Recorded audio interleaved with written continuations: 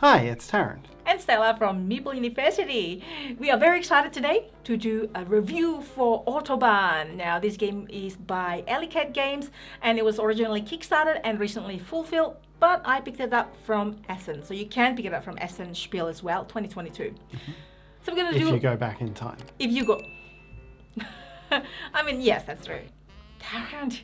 I mean, you could have picked it up. It is out. It is out, thank you. So we're going to do overview and then review. Yes. Take it, Tarrant. All right, so this game does actually take us back in time. So we are constructing the Autobahns in initially West Germany in the first two eras of the game, and then out into East Germany. So when this game begins, there's one single Autobahn that runs up and down Germany through here, these tiles that are on the board. And you can see that the plans are in place for where the other ones are going to go in all these seven different colours, but the yellow one, which is in East Germany, opens up later in the game. And the game is all about constructing the Autobahns, upgrading them from single carriageways to dual carriageways, getting your service stations out there, and then there's a little pick up and deliver thing going on as well. It's played in turns. On each turn, you'll play a card from your hand, and really you're just playing the card for its colour, and you're playing it into one of 5 action slots for its action. So here, for example, this is the Build Autobahn action, and I've played a red card.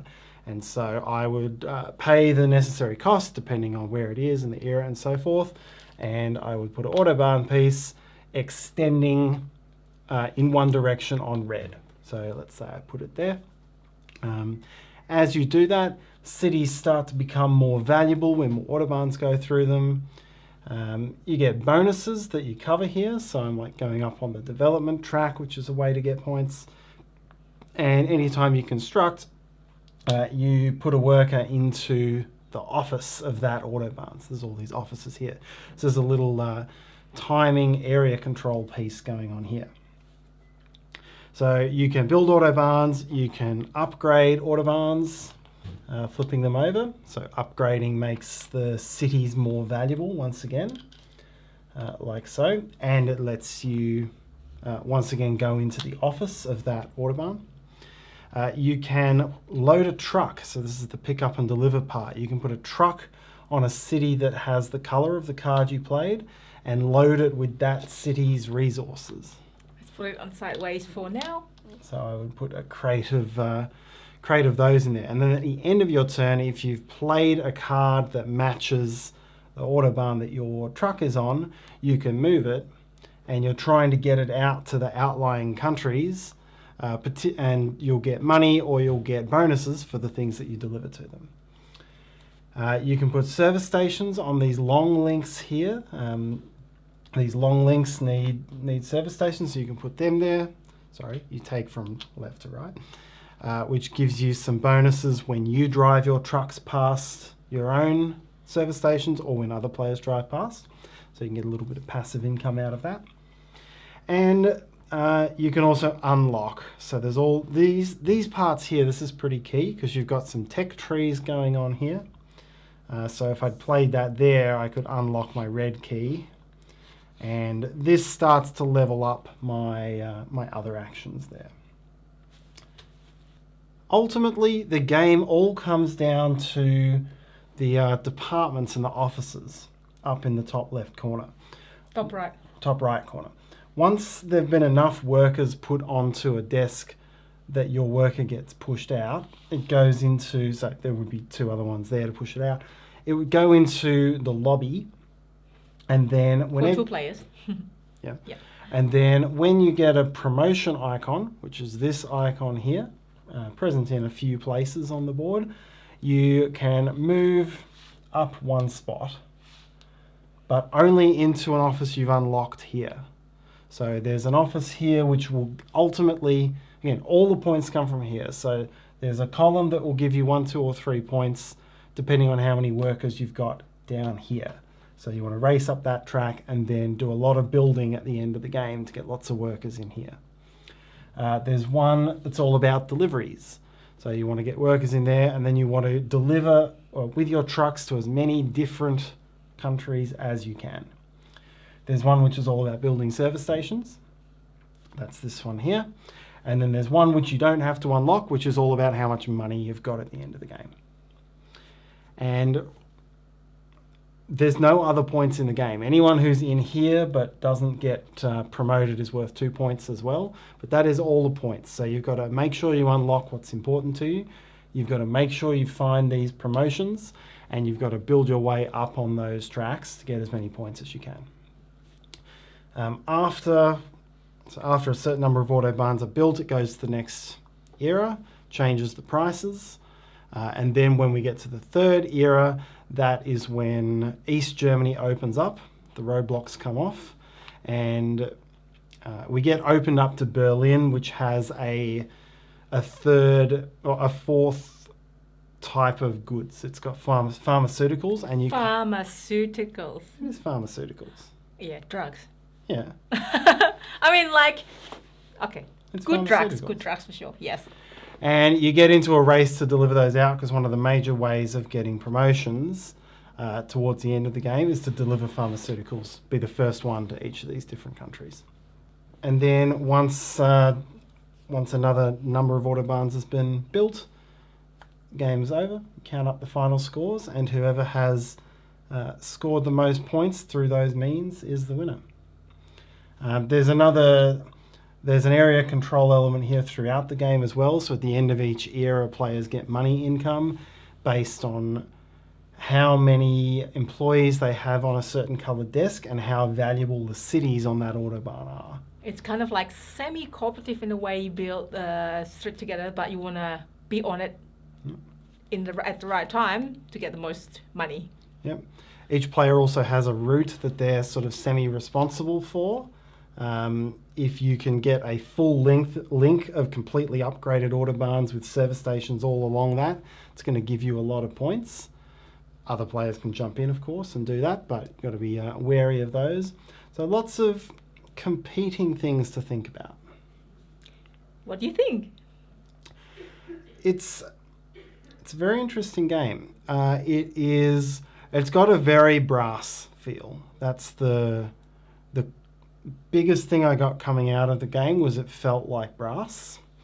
And the reasons for that, obviously it's got a realistic map, and some of the foibles of geography are just built into it and have to be something that you work around.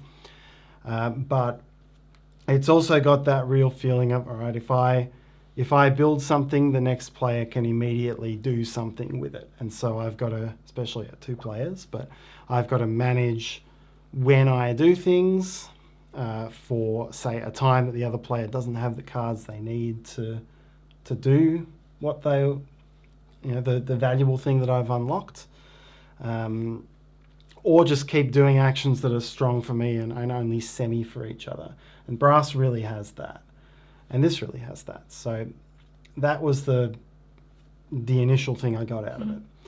I really like the difficult scoring. You know, there's so many point salad games out there.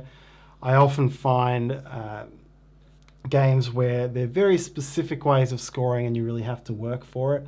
I find that to be an interesting challenge. Like this one, just unlock, and you actually have to work for your points. The majority of the points, you have to work for it. This corner here. There's a number of different ways to specialize and get like bonus tiles and things that I didn't describe in the explanation. So lots of ways where everyone is still kind of doing the same thing and working towards the same thing, but finding their little advantages. So yeah, I quite like it in that respect.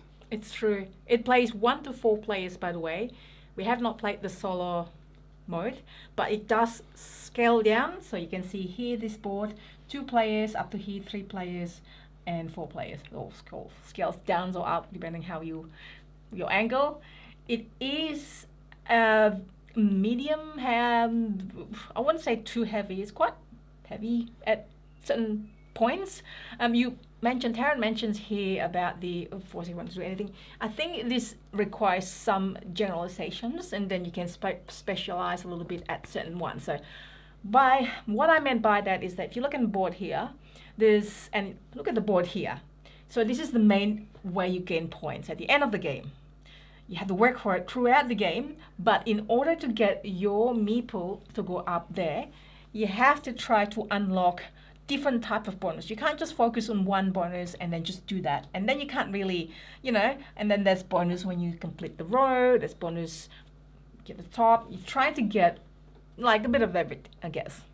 At the start, we thought that this was quite powerful because this action is very limited. So there's not a lot that you can get this action from. This action is basically the way, you push your meeple up to gain the scoring at the end of the game. Yeah, it's not that as powerful as we thought. Yeah, that was an interesting one, and you're focusing on the building the servos, servo stations. Yeah, I would reserve judgment until I'd played that a lot of times. As you say, the promotion is very limited, and if you can build 6 server stations, and the spaces for server stations are pretty limited. Even at 2 players, it's tough to build 6 until the 3rd era, unless you're focusing on it, or unless the other player isn't, which is what happened that time that we're talking about. But then once the 6th one was out, I was able to drive trucks past my server stations and just get lots and lots of promotions, which... It's just push. So this is the other way you can get promotions, a symbol. Yep. And when at the last era, you can race to get promotion by delivering pharmaceutical goods to different cities from Berlin after Berlin's open, from here. Once you get, if you get to the end of this track, you can just do laps and keep generating promotions as well. There's promotions for being the one who triggers the end of an era. So there's a few different ways of doing it. Yeah, we're not sure about that. But I think it would just mean, all it really means is stop the other player from putting 6 server stations down too early. You just have to know that that's a risk and work to it. I think it's one of those, it's like Havana, when somebody started the mining and then somebody else needs to jump on it because otherwise it might be too powerful type of thing. But although even that, this is not, I don't think it's that powerful from what I've seen so far. So anyways, and very calculative. Yeah, you've got little ways of upgrading. That's true. You can get different cards, make you a specialist in a certain colour. There's a couple of spots on here that let you take tiles off here because you're limited on how many times you can do a certain action before you spend a turn retrieving. You can unlock that to be higher on certain actions. There's a lot of calculation that you need to do as well, and looking at what you said as well earlier, what Tarrant said about what opponent's going to do next. If you unlock something, your opponent's going to do something powerful, and that's something that you don't want to happen. It's like, for example, you built road here and whatever. Oh, let's say you built road here. Yes, you get the point. You got the bonus as well here, but then that will open up an area where your opponent can build service station. That's one example. So, there would be multiple examples, and so calculative, and trying to also, just do things at the right time. You want to, this truck is very interesting. So once you load your truck, once you do the action to load the truck, you would want to do that, and then when you do other actions, when the road is at the right color, then your truck moves, or your trucks move. So that's really interesting, right? You have to time it right. You have to have your trucks out there and do the other actions. You reserve the cards in the right color. It will then move, let's say, and then you move, you play another action that is in the red color, and that means that it will move your truck. Depending on what's the era, it will move faster in the later era. And pretend those roads are built. Pretend that road is built. Yeah, it means you've got to, if you play your red card and you're stuck on red, then the truck's not moving for a while. So you kind of want to zip between different Autobahns, which is naturally going to happen because everyone only has one of each card. So lots of things are going to be built. And there's also escalation. So in Hindi Era 1, you can just put the meeple to get 12 money, 16 or 24. And then the cost of building roads and upgrade and that also increases. I think it's the pick up and deliver works pretty smoothly, which is not something I often say about pick up and deliver.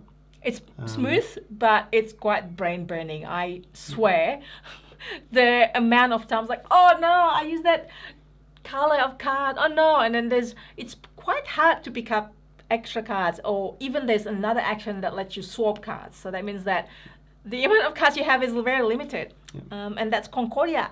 Well, not really, but Concordia style of card playing is very interesting. I always love that. So when you play, pick it up at the end, but you can not play all of your card and then pick it up and then get some coins, 1 coin per card picked up, or just play everything and then automatically picked up at the end of that turn. So which one you want to do is makes interesting decision. There's a couple of things we don't like about the layout and the way it's drawn. I mean, I really like looking at this map.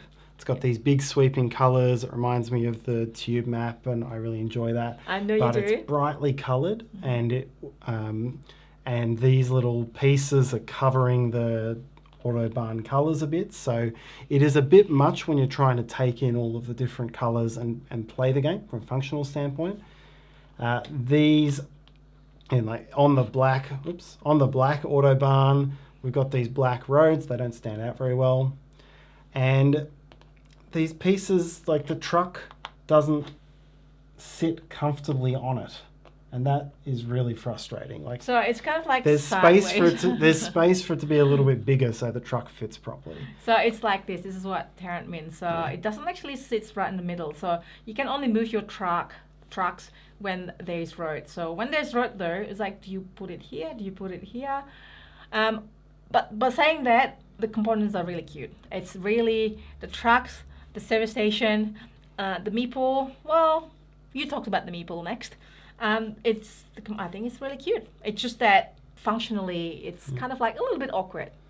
Yeah, the Meeples are a little awkward because, as we said, there's a lot of put the Meeple in and then push it across. It's like, oh, they don't push very well because they're not rectangular. So that's a little bit annoying. And then on your side, you just had issues with the flags as well. No, that's just it's probably just a Stella thing. Well, I mean, it's not. If you're not, okay. So I'm very much familiar with flags, and I can, I was just saying, all right, if you're in Denmark, you're taking white goods and doing that, because I know that these cities are in Denmark. And that's the flag, but it doesn't say Denmark on there, and so. But then again, some words here would have been nice. I mean, it is from top to bottom. You did say it was from here to the left, but then with all the bright colors, I'm like picking it up. It's could be challenging while you have hundreds of other things that you're trying to strategize your move and so on. So I'm like, all right. So there's this one. Where is this again? So I have to count from the top to the left. I mean, where is this flag? And they're quite small, like this one here. Denmark and Switzerland, pretty similar flags. Yeah, and probably my eyes as well. Oh, that's there. It's quite small. And then where is this one? And then I keep forgetting. Okay, this one is there. It could be part of it's me thing as well. And I was like, I'm planning my action, and I forgot about where that location was again, and trying to plan where I should move. Yeah, so a couple of graphic designy things like that. We don't normally comment on that sort of thing, but it's sort of it bore commenting, I think. I think we should comment if it's significantly good or slightly. In this one, it's slightly. What's the word? Room for improvement.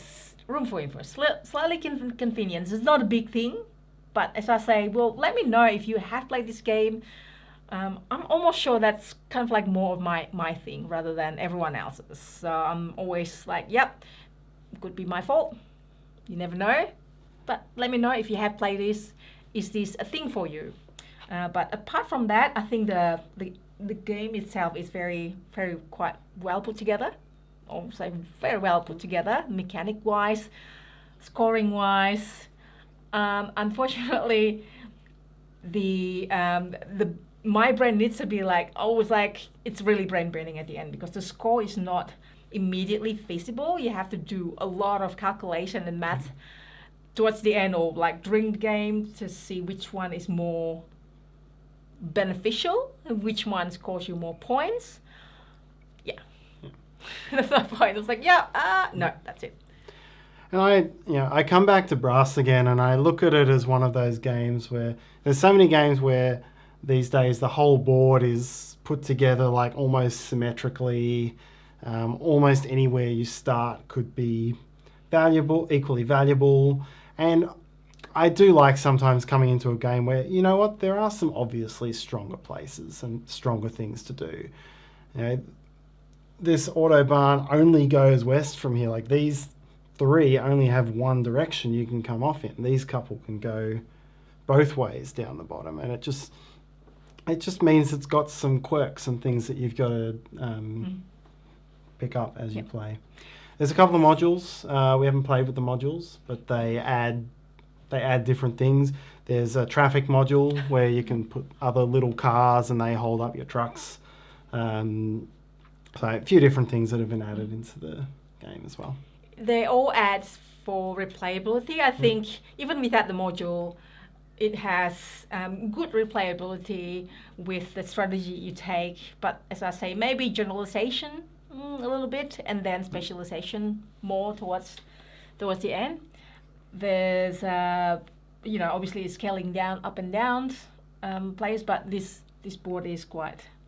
The board doesn't change. Quite it basic. Scales in game style. Yes. It doesn't, and it scales a bit here, but it doesn't. Yeah, the desk gets shorter with 2 players, but the amount of places that you can build and upgrade doesn't. So it becomes much more who's tight. There at the end of the round, whereas in 4 players, you've got a lot more. You stay on the desk for a lot longer. Yeah, because it's like 1, 2, 3, 4. Yeah. Except for some reason, somebody will build like, I'll build or upgrade red line, and that's it gone. Maybe at the end we'll be like yellow. Usually that's what happened, yellow, because that opens in the 3rd era, and then everyone's just like building it and trying to increase and put all the meeples up there. Yeah, it's a big yellow race, which is the other thing that brought me back to brass in particular. Is there's such that race to get railways in the best places really quickly at the start of the 2nd era of brass. That's probably what reminded me of it the most. I think brass is not as, I don't know, this is more complex a little bit than brass, I feel it has more brain burning. It has more rules, and so it's probably I think it has more rules, but with more and more plays, maybe it's not quite as heavy. And this one here, one more thing about this, sorry, but it's totally me. There's this little token when you deliver the good, you put it here. I have sleeves, I get cold, I have jumper, I wear a jumper even in spring in Australia, in Melbourne. So I knocked this over like so many times. I was like, oh no, have I actually claimed the benefit or not? Have I claimed this one? Have I claimed this one? And then we work it out back, oh yes, you went there, and like, okay, let's just put it back where it's meant to be. It's like I knocked it off like every time I move my hands almost. Anyway, I think that covers it. That's Autobahn. I don't think there's anything much else like it out there at the moment. So certainly, if you like network building and a tight map. I think this and brain is for you. burning. If you like Kanban, maybe it's like to do with cars, and Kanban also has scoring system that you have to calculate, quite complex. It's more complex, not that complex. Just the scoring system. Yeah. Like compared to something like Tilatum, where you just straight away can calculate, this is how much I get, this is how much I get. That's what I meant. Yeah. Have you played it? Let us know. Did you pick it up at Essen? Did you back it? Let us know in the comments. I'd like to hear your thought about this game, and maybe you have a strategy as well you'd like to share with us. And anything else, Tarrant? Thanks for watching all. If you can, please hit the like button. That will be really, really helpful for us. And subscribe to us, hit the meeple in the corner and hit the bell. We do video like this review. We do How to Play live later on the weekends. And my short and sweet. I'm also on Instagram, so hopefully find me there as well, and we'll see you next time. Thanks for watching.